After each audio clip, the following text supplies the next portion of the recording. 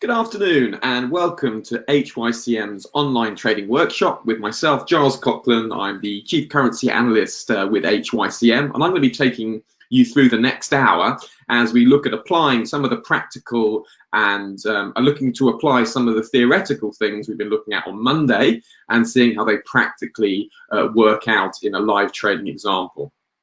Just giving folks an opportunity to arrive. Just going to check that you can hear and see me okay. I can see that my screen is visible. Can you just let me know if you can hear me okay as folks are coming in? Hi Aaron, hi Islam, Hashik, Sebelo, Sami Van. That's good, good to hear you. If someone could just type in either the chat or the question panel, if they could just let me know that they can hear me okay, that would be great. Oh, Mohammed, thank you very much. That's good, I can hear. I can see that you're hearing me okay and I'm coming through loud and clear. I always feel more relaxed when I know that people can hear me and I'm not talking to myself, and I can see that my screen is showing as well. Well, good afternoon. I'm just going to take you through what we're looking at. Before we start, this is particularly important for this workshop, just to make it clear that as I'm going through different setups, we're going to be looking particularly at the pound US dollar pair today, as we're looking at different entries, exits, take profits, just to make you aware that this is not a signal service and I'm not providing signals or giving trading advice. Instead, the whole idea of this workshop is for you to sort of get behind the scenes to see how someone who's trading professionally goes about making those decisions. Because that's the whole point of this workshop, is to get alongside me, look over my shoulder, and the idea is I explain my reasonings, why I'm doing what I'm doing, and try to pass on those skills. But the emphasis is always that you make your own trading decisions. It's all about educating you to be in control, managing your risk, managing your outcomes, and knowing that you're in control of the market, rather than me offering trading advice and you making trades based on what I'm suggesting. So just making that clear before we start. And with that being said, we can get straight into the detail. So the session ahead, let's just have a look what we're going to be doing. The first thing that we're going to be doing is to let you know about the special topic. Now, the special topic today is particularly relevant because today I'm going to outline how you go about headline news trading. Now, you will, if you've been following the markets at all in the last couple of days, you will have seen that Brexit headlines have been dominating the financial headlines. And it's possible to trade some of those headlines. And I'm going to be outlining, an introduction to headline news trading. It can be tricky, headline news trading, and it is very draining because you're sort of constantly waiting for one news trading opportunity maybe, and you've got to resist a lot of temptations along the way. So it's a draining pursuit, but I'm going to be going through that towards the end of the workshop, just explaining how to go about news trading, and also I'm going to be looking at some of the resources that you will need for news trading. Now, I will go into this in more detail, but I will be able to give you an introduction to some news resources that are available for free on the web. I wanted to find something that was practical, something that you could get your teeth stuck into, get an idea of what news trading actually is, without having to spend a lot of money. Some of these news terminals are very expensive. I know the Bloomberg terminal, which I use, is I think $2,000 a month, and you've got to book it three years in advance. So that's $36,000 in advance payment for the Bloomberg terminal. So obviously that's not realistic for a lot of people. So as a consequence, I've found some free resources and some more reasonable resources as well. So headline news trading, we'll be looking at that during the session. Also, have a look at your handout. Now, if you go to your GoToWebinar control panel on the right-hand side of the screen, what you should see is a audio webcam question and a little grey arrow. And that little grey arrow has a handouts box, and when you hit the handout box, you should see a workshop guide. When you click on that workshop guide, as I'm doing now, what you will have is you will have a free online trading workshop, level up with HYCM, introduction to headline news trading, and then we have a number of different headings: look back, look forward, look at the charts, look at your risk, look at the outcome of your trade. So that's what we're going to be looking at. Keep that open, and I've designed this chart so that we can you can use it on a day-to-day basis. It's something that's very helpful for you in your trading. Looking at the next thing. This is my email, so if you have any suggestions for future topics, maybe there's something that you're struggling with, maybe there's something that you would like to see and we haven't covered yet, then just email me here. This is my HYCM email address, so this comes straight to me. So if you've got the question, like to see a topic, just email me there and we can look at maybe covering that in the future. And also what I would say is, as we're going through the webinar, don't forget to contact me on the question or the chat panel. Maybe use the question panel is the one that I look at most. And if you go to the question panel, you can just type in. So I know Mohammed and Islam, you both typed in questions on the panel and I can see them here in front of me. So that is very helpful, good tool. And we will start by turning to your handout.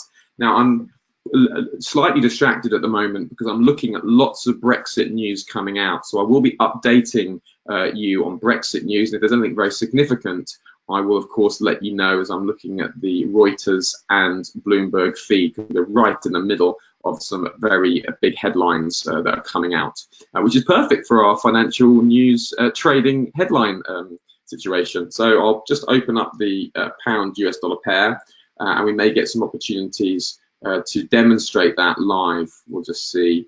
I'll keep the pair open, put up on some one-click trading, and put there with a lot, and then that's a nice. There's a little tip that's very helpful for news trading is if you want to trade the news, one click is if you double click your chart, then click on one-click trading, and then you see that your buy and sell orders come up and they are visible here, and you can initiate a buy or a sell directly from the chart. You just press buy or sell and your limit will be, your order will be executed at market, and then you can just drag out your stop loss or drag out your take profit as well. So just to be aware of that information. So turning to your handout, and I've got the handout written out here in advance. Oh yeah, that's good, Islam. I'm glad that'll be helpful. If you open up your trading workshop, your trading handout, and what you'll see is these different titles. Now, for those of you who this is your first workshop, oh hi Trib, good to have you in. For those of you who it's the first workshop, and I know Trib, this is not your first workshop by any means.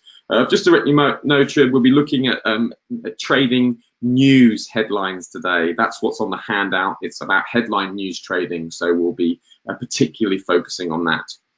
On the handout, those of you who this is new to, I've designed this handout to be one page. It's one page of A4 only, so that it's practical. And that one page will be visible by just printing it out and put it on the side of your desk.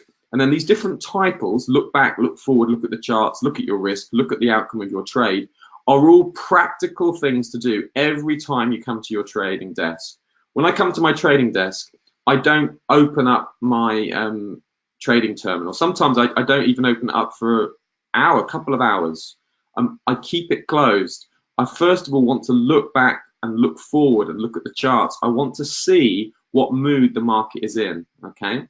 So what I'm going to do, if this is new to you, I'm going to be going through this process with you so you can see how you prepare yourself to trade in the market without just jumping in, you know, by opening up a chart. You'll see, and if you've been following me for a number of weeks, you'll see that that's a a very unhelpful way to trade the financial markets, because different financial markets have different moods, and you need to get in line with those different moods before you execute a trade. That's key sort of fundamental outlook of my trading approach, is that you have to have a good fundamental understanding of the market before you start trading away. So let's start by looking back. Okay, so we're going to look back, and if you look at your handout, it says identify recent sentiment by reading up on the last 2 sessions of market activity. Okay, so you look back at the last 2 sessions. Now remember, the trading day is divided up into 3 different sessions. It's divided up in the Asian session, which starts the day, followed by the London or European session, which is then followed by the US session. Those 3 sessions make up one whole day. Now, when you want to get to the market, like we're now coming at the start of the US session, so we need to look back at the European and the Asian session. So we'll start in logical order, and we'll look back at the Asian session, which is going back to yesterday. Now, it was about the close of the US session last night that the pound was bid on the report that May had secured legally binding assurances regarding the Northern Irish backstop. Okay, this was very key news. I was about to go to bed. Last night about 10 o'clock GMT, and I just thought, oh, do you know what I'll do? I'll just see, because I knew Theresa May had gone to Strasbourg yesterday afternoon, early evening. I thought I'll just see if there's any developments, and there was. And the big issue around Brexit has been this issue here. It's been to do with legally binding assurances regarding the Northern Irish backstop. This is essentially to do with the relationship of Northern Ireland with the UK and the EU. Because the UK, the only part of the UK that actually borders the EU is Northern Ireland. So Northern Ireland, although it's separate from the UK mainland, is part of the United Kingdom. However, because it borders Southern Ireland, which is part of the European Union, the issue was what happens about the border along Northern Ireland. This whole situation was made worse that there has been some political differences over Northern and Southern Ireland for a number of years, and they have been politically charged and have led to violent outbursts. So this was the big issue. Can Theresa May get some legally binding assurances about the Northern Irish border? Okay, and the word was coming back via the news feeds and the wires is that she'd managed to get some legally binding assurances about the Northern Irish backstop. Now, because that was the one thing that was holding Brexit back, because that was the one thing that was having Rolando, no, sorry, I don't have an EA trading robot. But do stay along and listen, and you'll see why actually you'll be able to make your own trading decisions rather than allowing a robot to make them for you. So here's a quick question for you. If there was an assurance that Theresa May had secured legally binding assurances, what would you have expected the reaction for the pound to be? If you've been following the Brexit scenario, what would you have expected the reaction for the pound to be if the report came on the headlines on the news that Theresa May has managed to secure a legally binding assurance about the Northern Irish backstop? What would you expect to see? Yeah, Mohammed, exactly. Well done. Anyone else want to guess? Yes, Mohammed Adnan, very good. Mohammed Al-Hajj, very good. Yes, Olufemi. Yes, okay. Al-Hajj, I see it. Yeah, you missed it. Okay, yeah, it can be tricky, the timing. Yes, Sammy. Okay, guys, well done. So you can see that this is the key thing with headline news trading. It's understanding what is going to move the market, which headlines. Now you imagine if you look at a feed. Look, I'll show you. I'll show you a Reuters feed here. Okay, that's my Reuters feed. I'm just dragging it across the other screen. And if you look, you can see. Look. These headlines are coming up constantly. Okay, so what you have to be aware of is what's going to move the market. What is the market focused on? What's the surprise? So you have to know the story really well. I mean, if you just look at if you just look at that newsfeed there, how many items are there on Brexit in just the last 10, 15 minutes? Brexit, Brexit, Brexit, Brexit, Brexit, Brexit. There's about 6 or 7 just in the last few minutes. Now, not all of them are moving the pound in a way that's tradable. Okay, some of them will move the pound, but not in a way that's necessarily tradable. So the first step, and this is congratulations to you who realised that if Theresa May secured legal assurances of the Northern Irish backstop, that would make sure the pound would rally. Okay, so that's the first key thing to do. So that's what happened overnight. Now, this was the reaction on the pound. Now, this was a trade that I took. You can see here, it's just before 10 o'clock GMT time last night. I was on the pound. I took this screenshot earlier this morning as I was preparing for this webinar just after 9 o'clock GMT time. And you can see that my blue is my entry and my red is my exit. And you can see that I took around 70 points in the market there on those Brexit news headlines. Now, this is a question for some of you regular guys. Okay. Now, it was a very easy trade because I got in straight away. You can see, and it only went one way. So you can see you can have very little risk. My risk would have even been less than underneath here, because you can see your risk reward can be really fantastic with these kind of trades, because you know that the news is only going to push it one way. So you can have a very, very tight stop.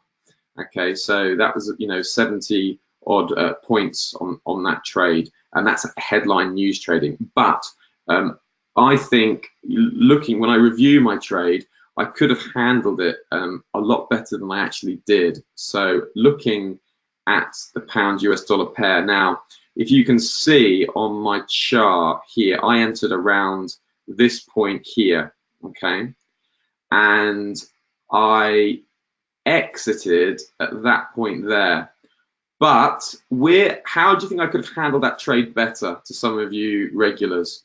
How could we would have been a more logical place on the 15-minute chart to have taken the profit. Some of you regulars I'm looking at the pivot point here particularly. You can see that this pivot point has provided resistance here, resistance there, resistance here. We would have been a better place to have taken profit on that pound long. Have a look there.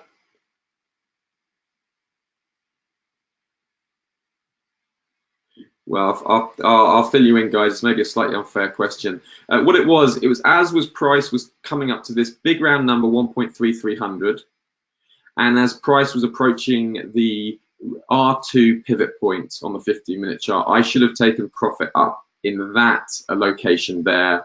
That I was probably getting greedy, holding for more, thinking how good is the deal, thinking I can get more out of this. And in the end, price just retraced back. But I took my profit at that resistance point. I didn't want to risk losing, the profit that I've made, so I just took the profit there. And you can see price at the moment, sentiment has changed. We'll get to it, why the mood has changed in the market. But we can see again we're finding resistance at this pivot point here, which is the daily central pivot point. So that's where price is at the moment for the pound. Okay, but moving on. So European Commission President Juncker last night said that the legal add-on to the Brexit deal stresses the temporary nature of the backstop, and he warned if the deal is voted down, there was no third chance. So the important thing here to really get into your heads is that Juncker's saying this is kind of last chance for Britain.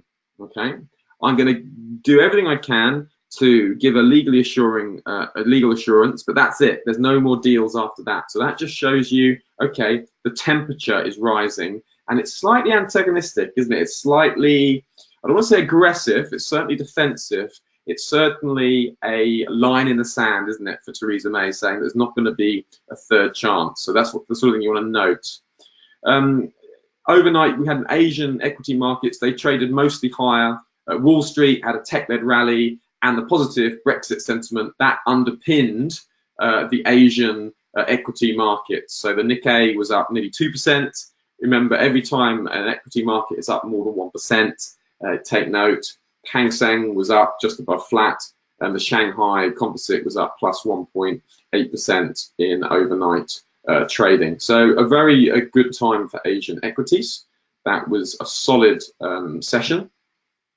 There was also some news about the US-China trade war. China's Vice President Premier Liu conducted a phone call with the US Treasury Mnuchin and Trade Representative Lighthizer discussing key issues and ongoing trade talks. So remember, the key issues with the US-China trade war is intellectual property rights. The US really wants China to do much more to guard US intellectual property rights. There was some talk at the end of last week that US and China were going to get together, they were going to sign a trade deal. Trump saying they're going to get a deal done. But now those issues have kind of risen up, and I know particularly the Chinese president has got a little bit nervous because China didn't want Trump to attend the signing ceremony and start negotiating.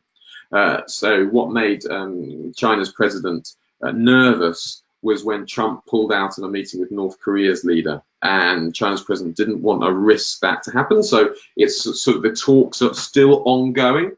But remember, Trump won't want to say there's a problem because he doesn't want to frighten the market.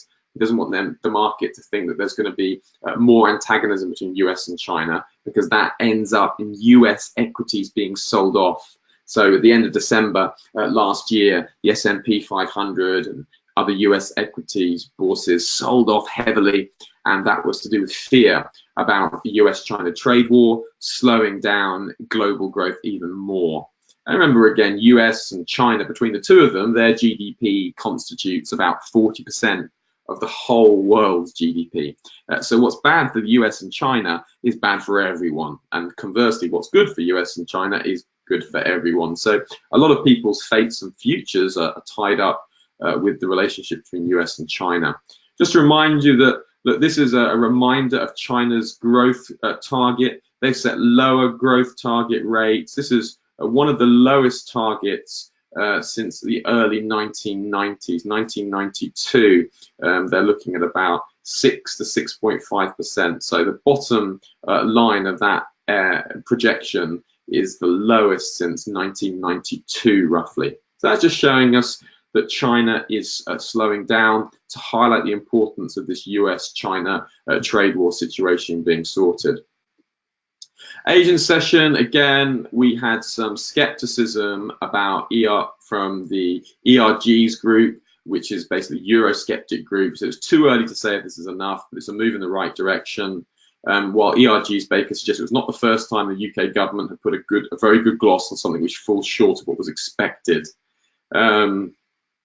This was some other political editors tweeting, PM's agreement with the EU tonight looks just about okay, all down to Geoffrey Cox. So Geoffrey Cox is the Attorney General for the UK, and he's basically the man who's going to say, is this acceptable? Does this give us legal assurances, or does it not give us legal assurances? That is Geoffrey Cox's role. And so straight away that tells us, if we were here last night, that would have told us that was the market digesting what had happened. You see, that was the spike on the good news, and then the market's thinking, oh, how good is this? How bad is it? How good is it? And all eyes very quickly went on to Geoffrey Cox, and we'll come up with what he said in the London session as we work through the details. The Australian dollar dropped on the data releases today. There was housing finances was still trending lower, and of more focus, the business survey showed further losses in their measures of business confidence and conditions. So there was some soft data in the Asian session for the Australian economy. The Australia Bank Business Survey for February dropped to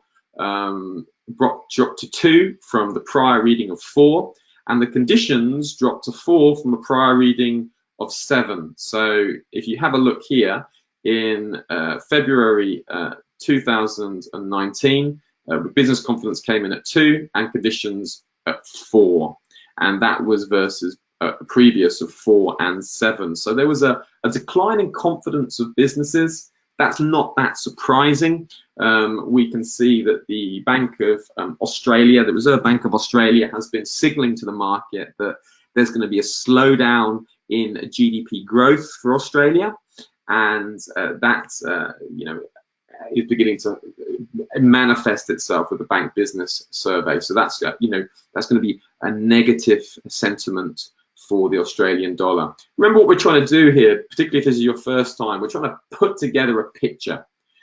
And we're trying to say that as we put together these different aspects, what we want to say is, well, which currencies are in focus? Which currencies have the most pressure on them? So we can see at the moment, at this stage, we can see that the Australian dollar has some sell pressure on it, whereas the British pound at this point in the Asian session has some buying pressure to it. And that's what we're trying to do. We're trying to find out the currencies most likely to move, okay? So moving on, we now have the consumer confidence data out of Australia. Now, this is something that is worth paying attention to. It doesn't necessarily move the market a lot in itself. However, it will be viewed by the Reserve Bank of Australia. And the thing to look at is confidence took a significant hit last week, falling well below average. There's the average.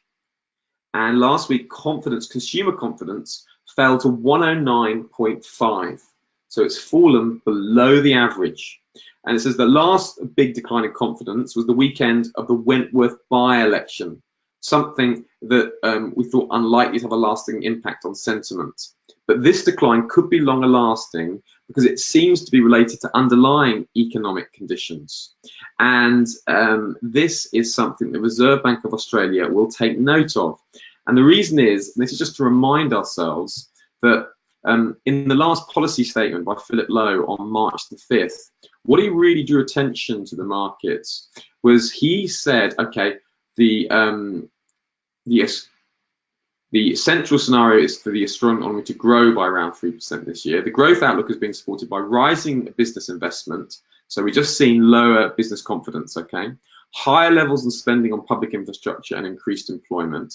The main domestic uncertainty continues to be the strength of household consumption in the context of weak growth in household income and falling house prices in some cities. A pickup in growth in household income is nonetheless expected to support household spending over the next year. So in other words, the Bank of Australia has said, look, we're focusing and we're concerned about weak growth in household income. So when they see consumer confidence reaching, lows below the average, they're going to take note. See, okay, well, consumers are less confident. You can also see here,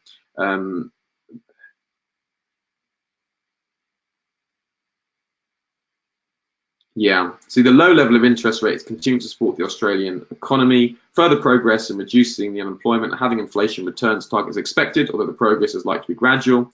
Taking account of the available information, the board judged that holding the stance of monetary policy unchanged at this meeting would be consistent with sustainable growth in the economy and achieving the inflation target over time. But obviously, if consumer confidence falls, then that is going to be something that the Bank of Australia will be concerned about. And that's the sort of thing that's going to make the Bank of Australia more likely to cut their interest rates. So this is a pressure for the Australian dollar to be sold. This is, short term and medium term. Okay, there's been a change from the Reserve Bank of Australia. Previously, they said, we're keeping rates the same. We're not hiking. We're not cutting. We're more likely to hike rates. They then changed to say that risks are more balanced. Okay. And now they're saying that actually their concern is more likely the market is reading the Bank of Australia to more likely to be making a rate cut than a rate hike. So they've gone from neutral to bullish, neutral, and then neutral to dovish. So we're currently in that neutral to dovish stage. This was just a reminder. This was taken from Bloomberg, and I drew our attention to it at the time. It's worth repeating because it's easy to forget. And what it says here is this the uncertain path of household consumption continues. Hang on, just seeing some movement in the pound there.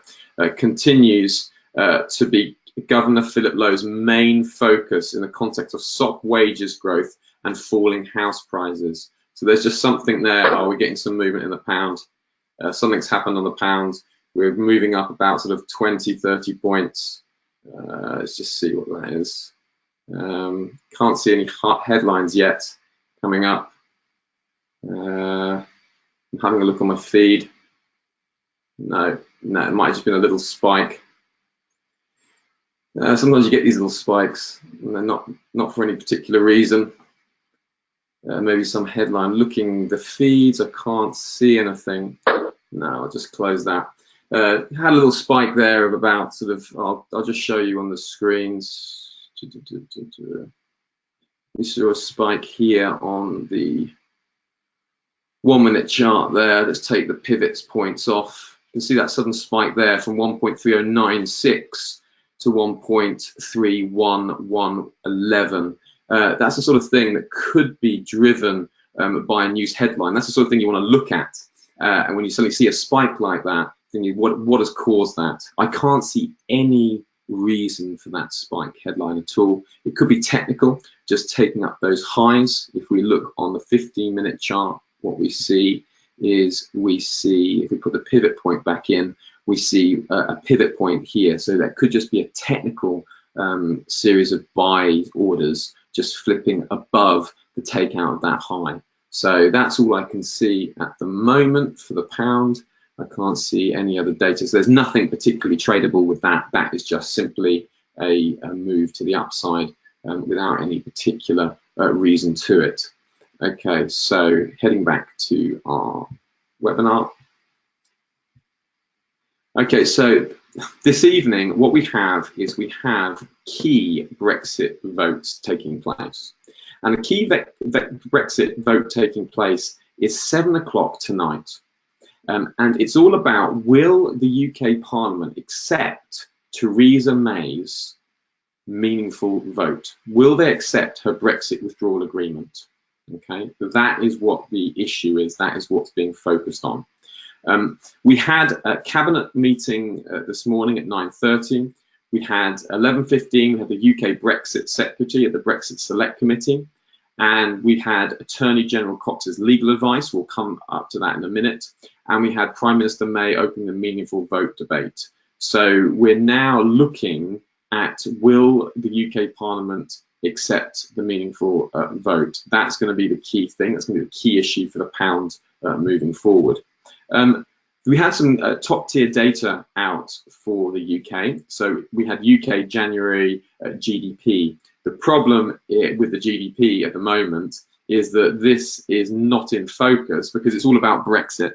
So you have to know that not all top tier events are always relevant because the market focuses on different top tier events at different times. So you have to think to yourself, is this a relevant data point? So the GDP usually would be a very good data point to make, but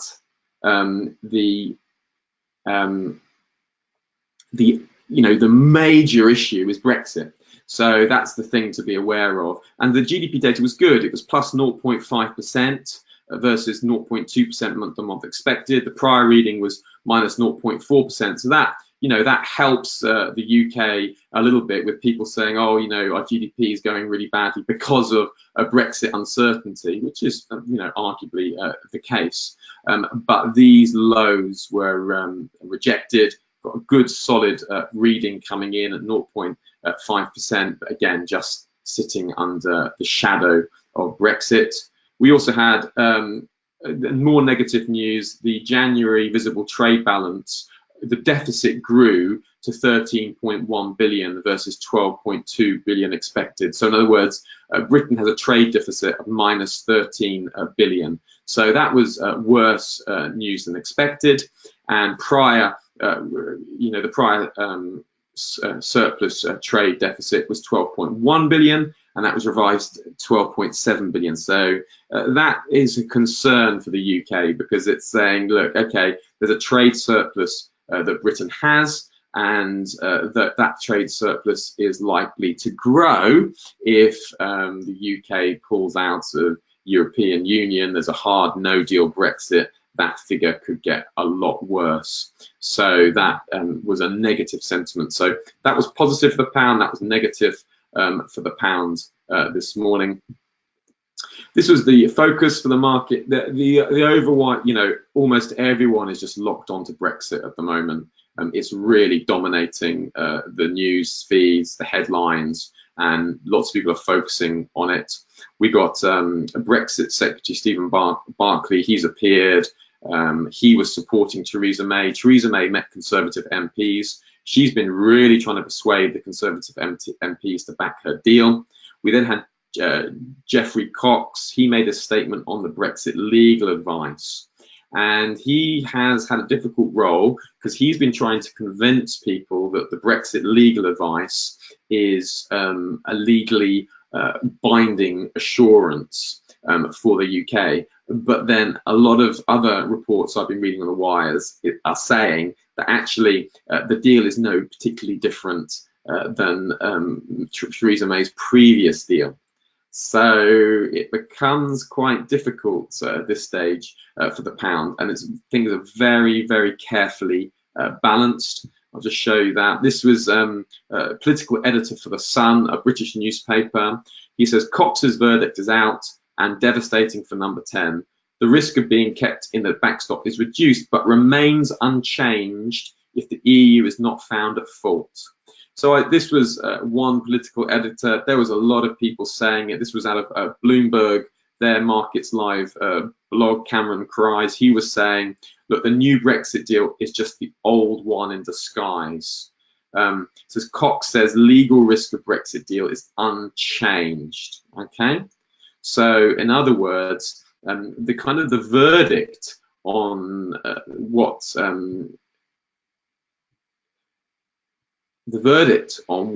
Geoffrey Cox was saying was that the deal's unchanged. Okay, so that's going to be negative sentiment for the pound. So if we go to the charts, I'll show you how you can see. If you go to the 5-minute chart, this was the reaction to the Attorney General speaking. Okay, so we go to the 1-minute chart and we go to around. We go to, right, okay, let's take off the pivot points for now. Just makes it easier to see. That was the reaction there. Okay, so price spiked up on the speech and then sold off very heavily. And you can see, look, this was the market was focusing on this point. So that was the trade to take, wasn't it? It was a trade. Now I missed this one, annoyingly. And look, there was price moved. There was a quick 50 points, 60, 70, 80 points just on that one move there, just by Attorney General Cox's the analysis of his speech. The Brexit backstop situation is unchanged. Okay, so that would have been a really key. That would be a really key trade to have been in. Yeah, Mohammed, if votes are in favour of Theresa May, will pounds be expected to go up? Yes, absolutely. So if Theresa May wins her deal today, the pound will rise, and the first, it will rise quite considerably. Certainly you'll be up to 1.3, up to 1.3222 in a flash. And then above these highs on a deal being expected, and I would expect a move up next to around the 1.36 level would make sense if Theresa May deals gets accepted. That's what I think would be a reasonable level, and stops could just be underneath this pivot point here would be a really reasonable place, and taking profit maybe 1.35 would be a good place to take profit, just underneath that resistance point on the daily chart. That's the way that I would that's the way that I play that if the votes are in favour of Theresa May going forward tonight. And there, this is such a finely balanced situation, and again, no one knows the future. So all you can do is look at what's likely to happen. Okay, and this is the likely path of events. So if you look, this is the new meaningful vote is today, the 12th of March. Okay, so this is what happens if the vote fails tonight. Say it fails, then tomorrow there's another vote on whether there's a deal or not. Okay, and that deal is about on a no deal. So what that is saying is, will the UK Parliament be willing to leave the European Union without a deal? Okay, that is a key vote. If that is the case, that would be negative for the pound. Okay, that would be negative for the pound because it would mean that the UK is saying we're prepared to leave the European Union without a deal. Now that's the stronger negotiating path. It's also the higher risk path. So at the moment, that's unexpected to happen. Theresa May is now. I'm hesitating with this because we're seeing some more bids in the pound. I can't see any headlines. Very sensitive at the moment. Yeah, just going up to those highs of 1.311 and then selling off a little bit now. Now, this is where it gets tricky. And the tricky thing is, going into today, people were expecting Theresa May to lose this vote. However, two things have happened. One, she managed to get these legal assurances from the EU last night. Now, they haven't pleased everyone, but they have pleased some people. So some people are thinking, okay, I'm going to vote for Theresa May's deal tonight. How many that is, I haven't seen any data. I haven't seen anyone work it out. But people will be trying to work it out as we speak. So at the moment, that is in the balance. I could see the vote being passed. It wouldn't surprise me, but I don't know either way. I'd say the expectations at the moment is Theresa May to fail that vote. Then it's on to the March the 13th vote, and the expectations are for this vote to be to pass. Okay, so I expect that people will say we don't want to leave without a no deal, and if they don't want to vote without a no deal, then they vote on whether they delay Brexit. Okay, and if they delay Brexit, you could expect a short-term boost to the pound. Okay, but it's only going to be short-term because if you think about it, if you delay Brexit, you only delay the inevitable. Do you see? So if you delay Brexit for like 1, 2, 3 months, well, you've still got more business uncertainty. And the Bank of England has been saying, look, this business uncertainty is really starting to weigh on the outlook for the British economy. So a delay, short-term boost to the pound, and then medium-term, I can see it selling off quite quickly. So the pound is in a weak position. If you look at the pound overall, the Bank of England is starting to be saying that Brexit, whether there's a Brexit, whether there isn't a Brexit, Britain is struggling at the moment. Growth is slowing down. So you have to be very careful that these short-term spikes on the pounds are liable to get sold.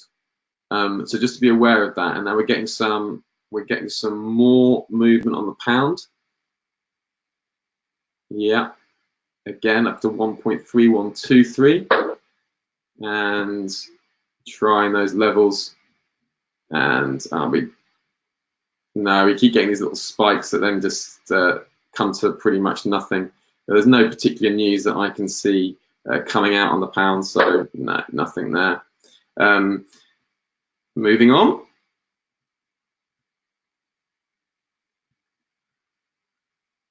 Yeah, this was out on the score that the DUP source was not able to support May after legal advice. So this is key, whether the DUP will support Theresa May. If the DUP decide to support Theresa May, they're seen as almost like the potential turning point for whether Theresa May can get the deal through. Them supporting would be key to Theresa May. So look out for that headline. At the moment, they're not supporting May, but look for that headline to change, because that will be positive for the pound. It'd be very positive. So just keep aware of that particular issue going forward. DUP. Well, the pound is still rising up actually at the moment. We're still seeing some movement, 1.3126, but no, it's not really taking. Okay, European session, the equity markets. The equity markets were buoyant on the good sentiment that came in yesterday, and we had the Nikkei up 1.79%, Hang Seng, Shanghai, Sensex all up over 1%. So that was very good news for the equity markets overnight. At the moment, the equity markets going into the US session, the FTSE is just around flat. We have the S&P 500 quite flat as well. So the market is in a quite a patient waiting and seeing kind of mode. That sort of rise in the pound is pretty relentless. Yeah, we're getting some movement in the pound now. It's up to 1.34, but then selling off again. We still haven't got anything really to speak about. No, not really. Keep trying to look for that headline. It'd be great to show you guys a headline that's really worth getting into. So I keep trying to get that for you, but and it's not to be at the moment. Okay, looking forward, we have the key thing is to look forward to see what's coming next. Okay, and as we look at what's coming next, we look ahead. And we can see that there was CPI data out when I finished this webinar just before we came on. And that CPI data was hotly anticipated for the US dollar. Remember the US dollar, the situation, we had the non-farm payrolls came in at really low last Friday at just adding 20,000 jobs. That was a disappointment. But yesterday we had the retail sales for January that came in quite a good figure at 0.5% versus 0.2% expected. The CPI figure today was a slight disappointment. It was 1.5% versus 1.6% expected. Now that's not that's nothing really particularly shocking, but what does mean that the Fed is going to stay on the sidelines. That's what they've been saying. We're going to keep rates pretty much unchanged, and we're not looking to hike, we're not looking to cut, we're just sort of pausing. Okay, and so this pausing attitude is going to be staying while the CPI data is like that. So at the moment, particularly trying to look at the US data, trying to see is this going to change the Fed's outlook? Is the Federal Reserve going to look to be hiking or cutting? So they've said that they're particularly focusing on the data that's coming out.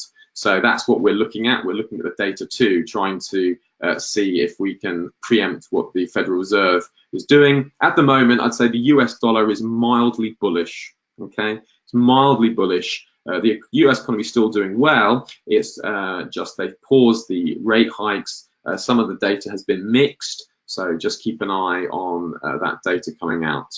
Looking ahead, we have UK Chancellor Philip Hammond's spring statement tomorrow. Just worth saying that he has put some money aside at the spring statement as a Brexit insurance fund. So if the deal does get voted through today, then UK Chancellor Philip Hammond says that he's going to spend more money in the spring statement tomorrow. Okay, so just to be aware that there's potential more bullish details for the pound potentially out of the UK spring statement. Bank of England, remember he said Brexit uncertainty is to persist beyond the Brexit date. That is the key aspect. And remember he said that in 2018 business investment slumped by -3.7%. So the key thing to be aware of here is that whether Brexit gets sorted or not, there is uncertainty about how quickly the UK economy is going to recover from the uncertainty that Brexit has had on the UK economy. So the chances of the Bank of England raising interest rates are not that high once Brexit has been resolved. So just to be aware of that, there's still negative pressure on the pound. So that's going to cap any strong rallies of the pound. will eventually find some resistance. But where that resistance point will be, I think it's too early to tell. I think we could certainly be looking at a 1.36. That 200 exponential moving average, I would expect that to be tested, but that may provide resistance. But ultimately, we will wait and see what happens there. So once we've looked at what's going on, we want to look at the charts. Now, looking at the strong currencies and the weak currencies, we can see that the weakest currency going into today was the pound. And the pound has been the weakest because of all the uncertainty about Brexit. So the pound is going to be very volatile today. So be aware it's going to be moving up and it's going to be moving down very, very quickly. Okay, so just to be aware of the pound. The strongest gaining currency was the New Zealand dollar and the Swiss franc. I couldn't see any headlines for the New Zealand dollar, but that's the strongest currency. We also had towards the other weakest currencies with the Australian dollar, and we knew that was because of the poor data that was out yesterday. Okay. So the other important thing is to look at your risk, particularly when you're headline news trading. You want to make sure that if the news goes against you, you've limited your risk. For those of you who follow me regularly, you know that I advocate not trading with any leverage. So if you are trading with a $10,000 account, I recommend that you use one mini lot. If you're trading with a $100,000 account, I recommend you trading with one standard lot. Particularly, you'll find that helpful if you're news trading. It gives you that space to think and also to let your trade breathe without making any unnecessary risks. Now, trading headlines. So one of the first things you need for trading headlines is you need a reliable news feed. Okay, so I'm just going to pop my news feed on for you. So I'm going to put my Squawk on, and Welcome to the 1 minute delayed version of RAN Squawk. So if you hear that lady speaking, I've got a Squawk service, and the Squawk service is going to be providing up to the minute news for you to use.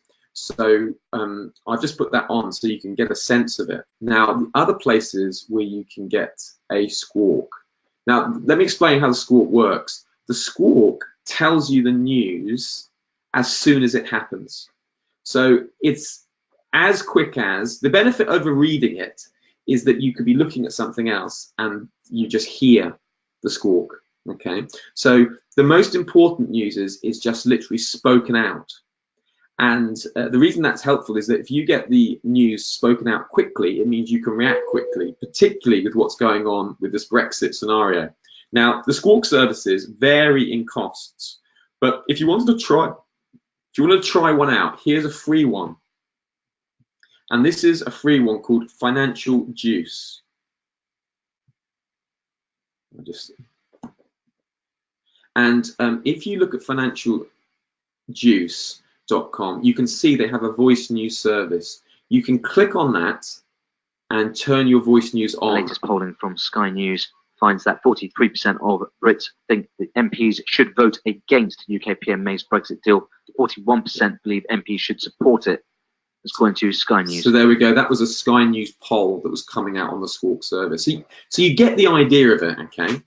This is a free service. So you can go to the voice news, and it is delayed, but it will give you a sense of what's actually going on, okay? It will give you a sense of what's going on. And you'll start to see how a Squawk could maybe benefit you, okay? The other service that you have is there's a famous one, arguably the most famous one. It's called RAN Squawk. Now, I'll spell it for you. There we go. Now, RAN Squawk, I'll put their website. I'm just going to copy the website.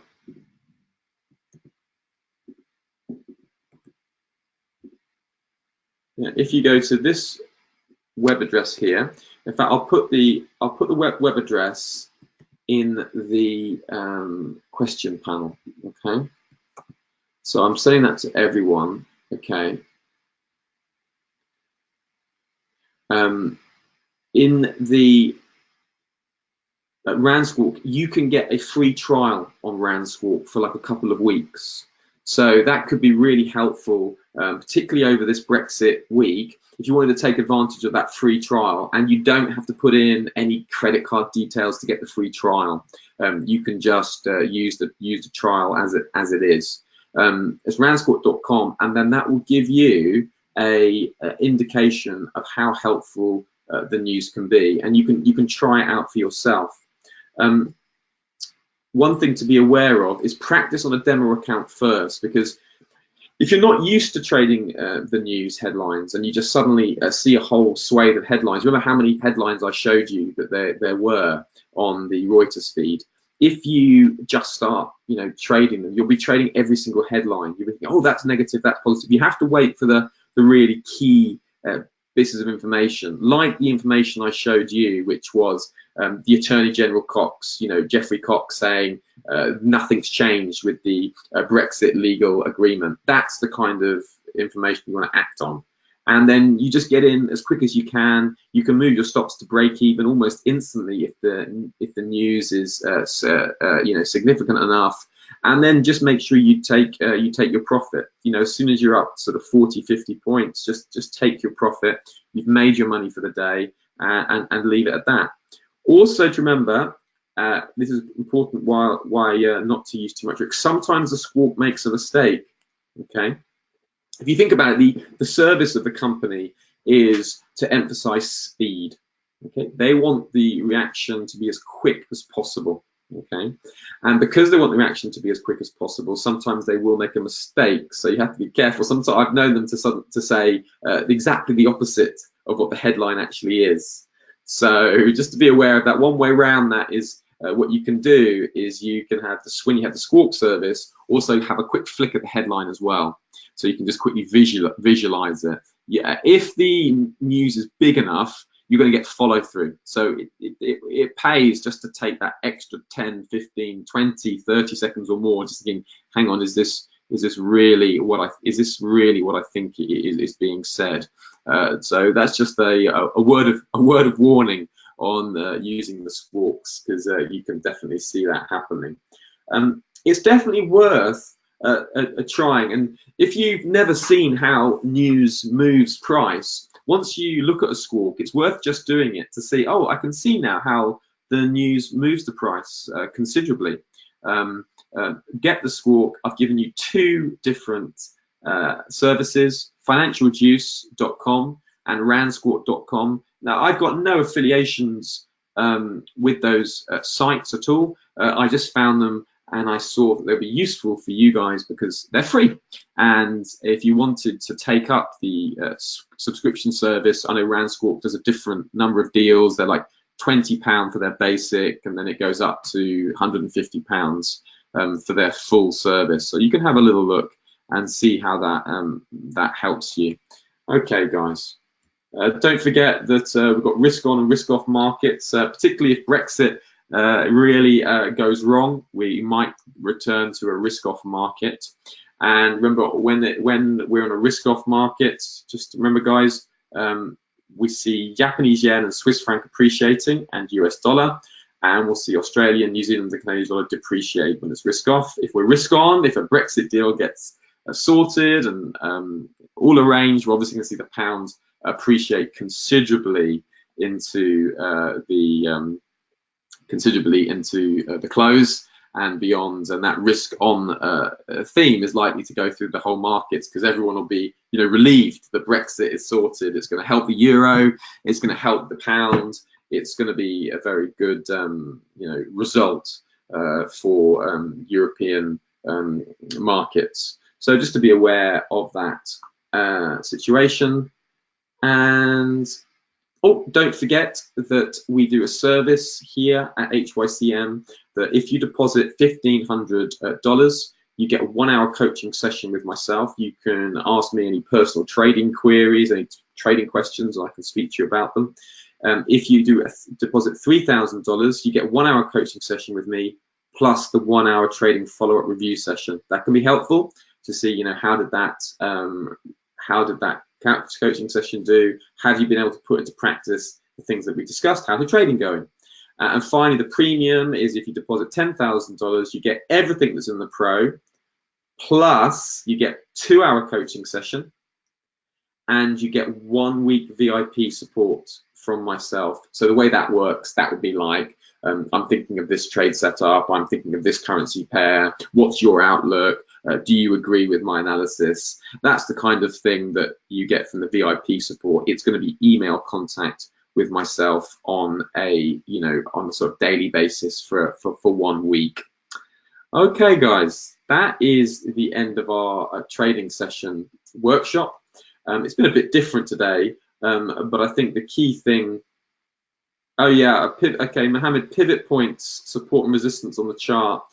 Yeah, like with pivot points, what I use for pivot points is I use, let me just show you, TradeView, and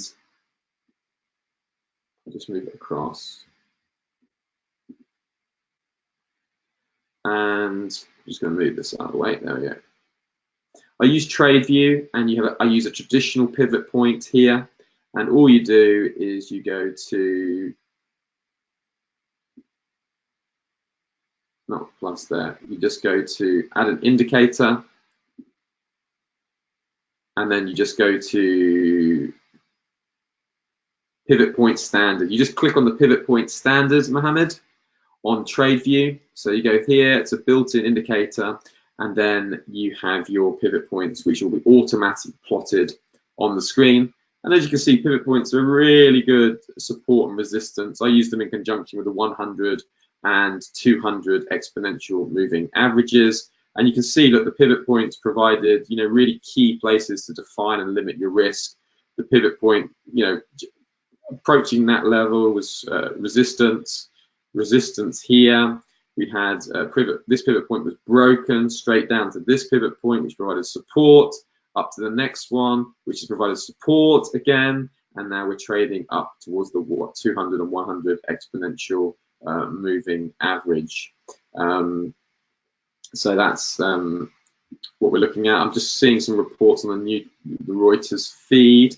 What I'm seeing is that Rees-Mogg is calling for lawmakers to have an extra day of debate on Prime Minister Theresa May's deal. So we're seeing some reaction in the pound on that, and people wanting more time. The good thing about that, it does tell you that people are obviously feeling quite confident about Theresa May's vote. The fact that they want to have another day of talking about it, but the pound is selling off on that headline. Because he says that people, if they're hurried, their natural inclination is to stiffen their resolve. That's right, isn't it? Have you ever been in that situation where if you're hurried, you have to make a decision now, I have to make a decision now? It depends on your personality, but a lot of people say, well, if I have to make a decision now, the decision's no. I won't be hurried, I won't be rushed. And that's the point that Rees-Mogg is making. That's just out on Reuters now. Okay, guys, I hope you have a good time, and please do make sure to have a look at the Squawk service. I'll tell you why it's particularly good to look at now. It's because this is probably one of the best times for headline news tradings, when there's a really big geopolitical event on. So it's a good time to see whether it's useful for you or not. So do check them out. And also remember that we have the FX online, this is the online trading workshop. We also have a webinar on the Monday, first Monday of the week at 12:30 GMT. The next one is on the 18th of March, which is the Monday. And please do come along. And I hope I hope this has been a helpful session for you. Enjoy having a look at the squawks and have a look at the pound. I've just got the pound open at the moment. It's the only currency I'm looking at trading. Yeah, thanks, Mohammed. Good luck with the Brexit vote. Yeah, that's going to be an interesting one. That's going to be coming in probably about 8, 9, 10 o'clock GMT tonight. We're going to see some strength in the pound. So depending on what time zone you are. So if you're +4 GMT, it's about 2, 3 a.m. Tonight. Lots more Brexit headlines coming in. All right, guys, I'm gonna leave you with it there. I hope you have a good week, and I look forward to seeing you guys next week. Yeah, that's good, Mohammed. Great. I'm glad you liked it, Aaron. Something a little bit different. Trivian, that's super. Take guys, be careful of volatility in the pound, limit your risk, and hope to see you on Monday. And don't forget, you can email me any suggestions for future topics on the email at the front, so don't forget that. If there's something you really want to see, there's my email, giles.cochran@hycm.com. It'd be great to hear from you guys. As always, take care, have a good week, and I hope to see you on Monday. Bye.